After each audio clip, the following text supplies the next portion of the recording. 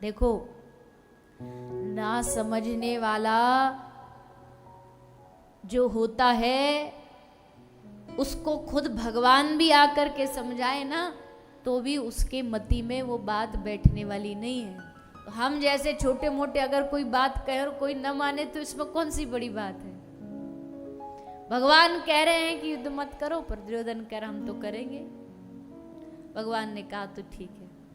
भगवान की एक सबसे अच्छी आदत है, कोई क्या कर रहा है कर्म करने में भगवान ने सबको स्वतंत्रता दे रखी है। भगवान कभी रोकते नहीं किसी को। तुमको पाप करने पाप करो, पुण्य करने पुण्य करो, कुछ नहीं बोलेंगे। परमात्मा एकदम साइलेंट बैठा रहेगा।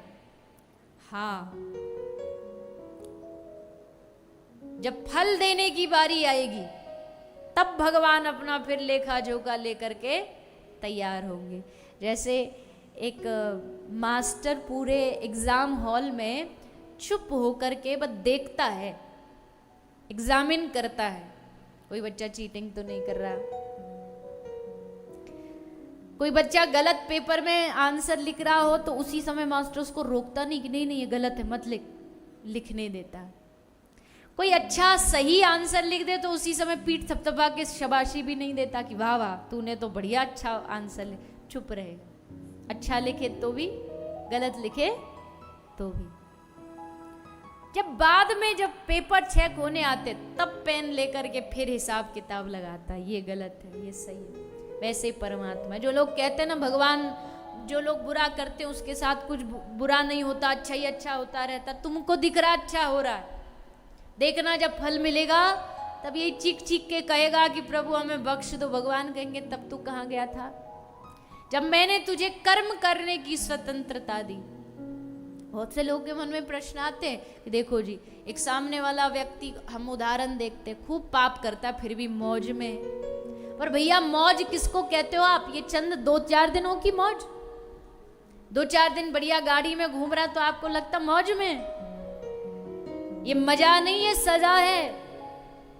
एक दिन इसको इसका भुगतान करना पड़ेगा। कोई नहीं बच सकता इस दुनिया में। पिछले जन्म के थोड़े बहुत जो संचित कर्म है आज उसे भुगत रहा है। आप कहो नहीं जी ये तो गलत है भगवान का हिसाब, आज का फल आज ही मिलना चाहिए। नहीं, वो आज बीज बोते हैं तो 6 महीने बाद, साल भर बाद उसका फल मिलता है। वैसे ही ठाकुर जी चुपचाप सब देख रहे हैं, तू करता चल, अच्छा बुरा हिसाब हम देंगे फिर। इसलिए कर्म करने में सावधान रहिए। इस दुनिया में किसी भी आदमी को ना, किसी भी ग्रह नक्षत्र किसी से डरना नहीं चाहिए, ऐसा मेरा मानना है। किसी और को कोई माने न माने, सबकी अपनी मर्जी। किसी से नहीं डरना चाहिए। डरो तो बस अपने खुद के कर्मों से डरो। मैं कुछ ऐसा ना कर दूं जिससे अपने ही जीवन को मैं अंधकार की ओर ले जाऊं। अपने कर्मों से डरो। बाकी डर के तुम कितना भी घर बदल लो। कई लोग होते हैं ना, ये घर, इस घर में कुछ है, इस घर में कुछ है, यहां जब से आए हम झगड़ा हो रहा है। घर बदल लिया फिर भी झगड़ा खत्म नहीं हुआ। गाड़ी में कुछ है, गाड़ी बदलो। गाड़ी बदली, मोहल्ला बदला, शहर बदला, देश बदला, रिश्तेदार बदले, दोस्त बदले, सब कुछ बदला पर फिर भी वैसा वैसा रहा। क्योंकि सब कुछ बदला पर बस अपना स्वभाव नहीं बदला। और जब अपना ही स्वभाव नहीं बदला तो दुनिया बदल लो, ब्रह्मांड बदल लो, रहोगे वैसे की वैसे। पापी को भेज दो नरक में जाकर, पुण्यात्मा को भेज दो नरक में जाके भी कृष्ण कृष्ण कहेगा, पापी को स्वर्ग में भेज दो वहां जाके भी पाप करेगा। पापी को स्वर्ग में भेज दो वहां भी पाप करेगा, पुण्यात्मा को नरक में वहां भी कृष्ण कृष्ण बोलेगा, और मारवाड़ी को कहीं भी भेज लो वहां धंधा ही करेगा। है कि नहीं? कहीं भी भेज दो धरती किसी कोने पे धंधा। अब भगवान ने जिसको जिस काम में बुद्धि दिया तो वो वही करना चाहिए भैया। जब अच्छा भगवान ने बनाई है, ऐसी तेज बुद्धि दी है तो करना चाहिए, क्या बुराई है। तो कर्म से सावधान हो, बाकी किसी से न डरे। तो श्री ठाकुर जी ने आके दुर्योधन को समझाया कि भैया दे दे, बोला नहीं दूंगा। भगवान ने कहा ठीक है, तो अब इससे ज़्यादा माथापच्ची करने की आवश्यकता है नहीं। जब इंसान ना समझे तो उसको भगवान भरोसे छोड़ देना चाहिए। और भगवान ने कहा कि दुर्योधन अब भैया हमको जाना है, बहुत दूर से आए हैं। दुर्योधन बोला ऐसे कैसे चले जाओगे, अरे हमने आपके लिए व्यवस्था करी है, हमने आपके लिए खाना बनाया है, व्यंजन बनवाए हैं, मिठाइयाँ मिष्ठान पकवान बनाए, खा के जाओ। भगवान बड़ी जोर से हंसे, अरे बाबरे, तू जानता हम किसके घर खाते हैं? किसके घर खाते हो आप? जो आपको न्योता देता उसके घर आ जाते होगे खाने? बोले नहीं, दुनिया में व्यक्ति अभाव में या प्रभाव में खाता है। किसी के घर में अभाव में तो किसी के घर जाके खा लिया, आज भंडारे में खा लिया, आज दावत में खा लिया, आज किसी शादी में खा लिया। या प्रभाव में खाता है, उसने बुलाया जाना पड़ेगा, वहां गए, खा के आ गए। भगवान कहते हैं लक्ष्मीपति हूं मैं, अभाव मेरे पास है नहीं, प्रभाव तेरे पास है नहीं, क्योंकि तूने कोई जीवन में ऐसा काम किया नहीं जिससे प्रभाव पड़े। तो ना अभाव है ना प्रभाव है, मैं कहीं भी ना अभाव में खाता ना प्रभाव में खाता। तो प्रभु आप कैसे खाते हो? तो भगवान ने कहा मैं केवल और केवल अपने भक्त के भाव में खाता हूं। भाव से बुलाओगे तो आ जाऊंगा, और भाव से नहीं बुलाओगे तो।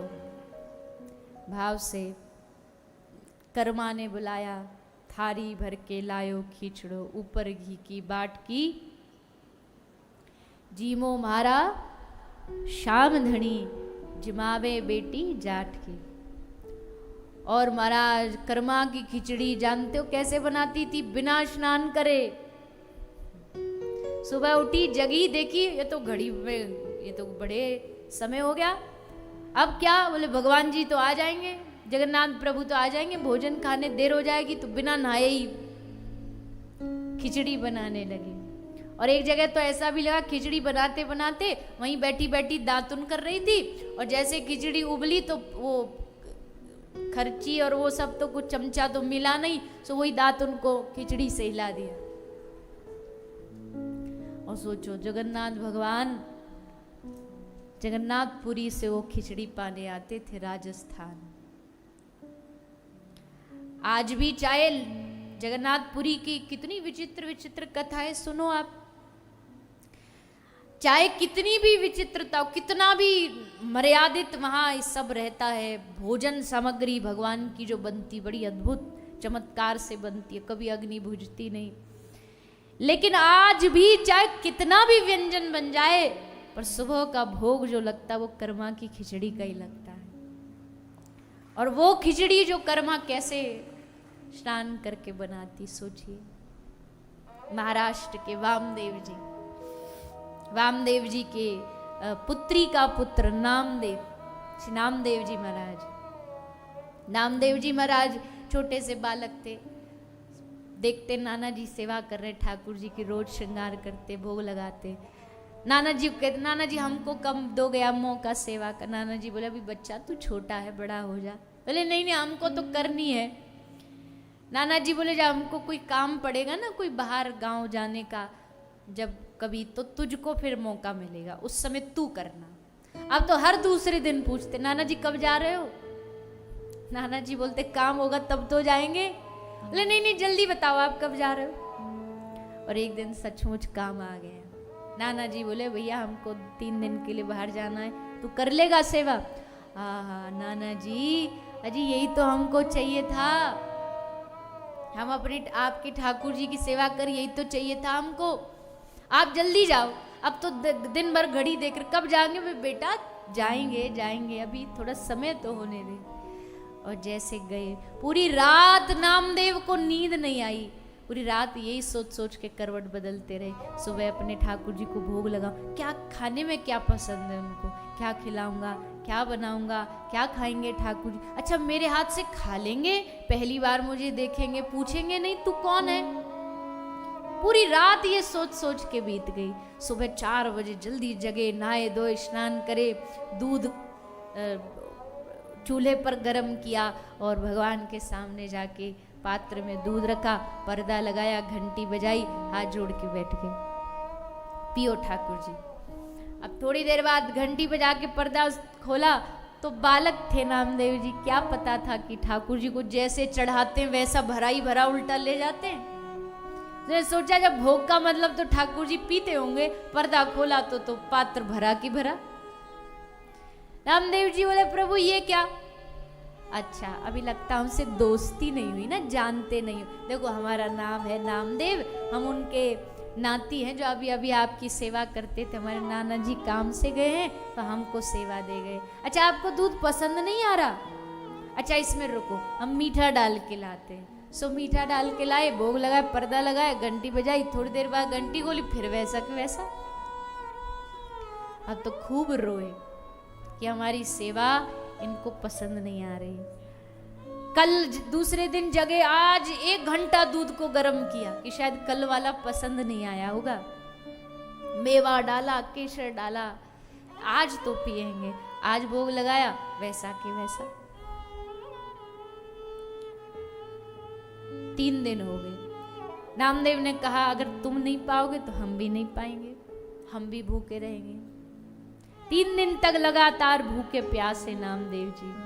और तीसरे दिन जब देखा ना कि ऐसे नहीं सुनने वाला, तो भगवान के सामने लेकर के चाकू गर्दन पे रख लिया। ये प्रभु अब हम नहीं जिएंगे, हमारे जीवन का कोई लाभ ही नहीं बचा। बताओ हम आपको ही सेवा सुख नहीं दे पा रहे तो क्या लाभ रहा इस जीवन का? हम इस दुनिया को छोड़ करके या तो आज आप भोग आरोगो, नहीं तो हम प्राण त्याग देंगे। और चाकू देख करके ठाकुर जी डर गए। भगवान को डर लग गया कि भगत कहीं कुछ गड़बड़ ना कर दे। सो डर के मारे उठाया बर्तन और जल्दी जल्दी गटगट सारा दूध पी गए, पात्र खाली। आज नामदेव के मन की तसल्ली भई, हाँ दूध पी लिया, अब इनको हमारा थोड़ा भाने लगा है। अब तो रोज आते, रोज पिलाते, रोज आते। ठाकुर जी रोज पीने लगे। नाना जी आए काम करके गांव बाहर से, बेटा सेवा कैसी चली? बोलो नाना जी बड़ी टिप टॉप सेवा चल रही है, आते रोज दूध पी के जाते। नाना जी बोले बालक है, हमको तो लगता है इसको खुद को भूख लगती और जाके वहां पियाता खुद दूध और कह रहा भगवान पी जाते। तो बोले हमारे सामने पिला के दिखा। बोले चलो। पकड़ा नाना जी का, लेके आ गए नामदेव जी। भोग के लिए पर्दा लगाया, घंटी बजाई और जैसे पर्दा खोला भरा की भरा दूध। अब तो महाराज नाना जी बोले बेटा देखो झूठ नहीं बोलना चाहिए, झूठ बोलना पाप होता है, भूख लगती है तो तुम पी लिया करो कह के। बोले नहीं नाना जी हम कह रहे हैं ये पीते हैं। और भगवान को जाके बड़ी गुस्से में बोले कि आज जब हमारी परीक्षा की बारी आई तो तुम बैठ गए, आज पी नहीं रहे, पियो ना दूध। नाना जी देखो बैठे हैं। तो ठाकुर जी बोले अरे बावरे मूर्ति कहीं दूध पीती है? तो नामदेव बोला मूर्ति दूध नहीं पीती तो मूर्ति बोलती भी नहीं है। तुम बोल रहे हो, अगर बोल सकते हो तो पी भी सकते हो। क्या इतने दिन तुमने पिया नहीं? पर बेटा सबके आगे नहीं पी सकते, देखो सबका भाव अलग अलग है। नहीं नहीं प्रभु, अगर मेरी भक्ति की लाज रखनी तो आपको नाना जी के सामने दूध तो पीना पड़ेगा। तो जैसे भक्त ने आवाहन किया तो भगवान तुरंत दूध पी गए।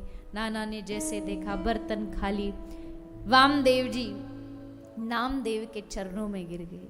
आज से तू मेरा गुरु, मैं तेरा चेला। आज तूने वो किया जो मैं कभी सपने में भी नहीं सोच सकता। भगवान की मूर्ति, भगवान की मूर्ति क्या दूध पी नहीं सकती?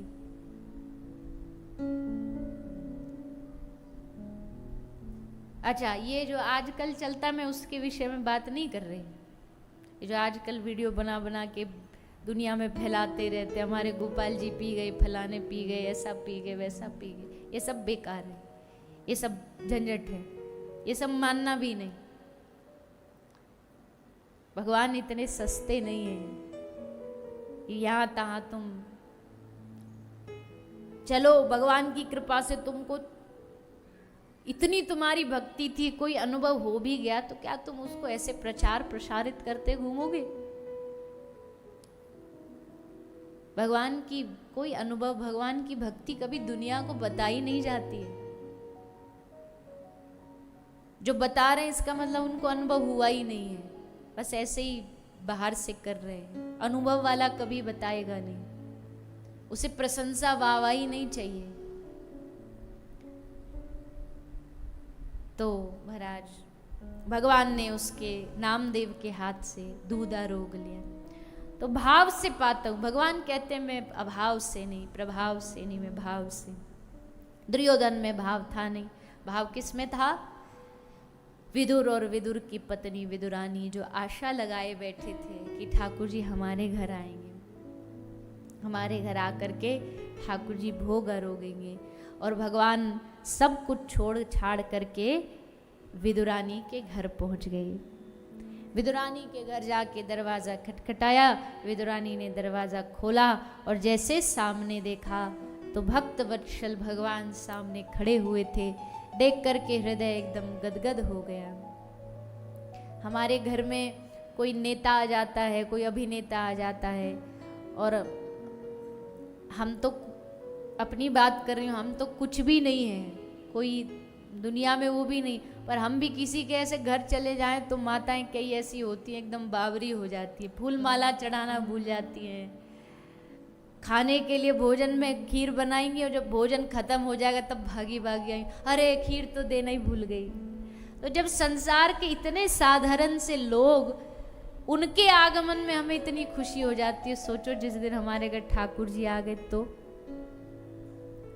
हमारे आंगन में प्रभु आ गए, तो और आ ही नहीं गए, आकर के मांग रहे हैं कि भूख लगी है, कुछ दे दो, कुछ पाने को दे दो।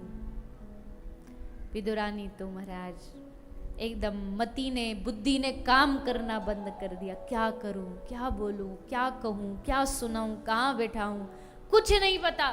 अब बावरियों की तरह देखती जा रही है, देखती जा रही है, जैसे कोई पत्थर बन गया हो, जड़ बन गया हो, न पल के गिर रही न उठ रही, और बस आंख से झरझर अश्रु बहते जा रहे हैं।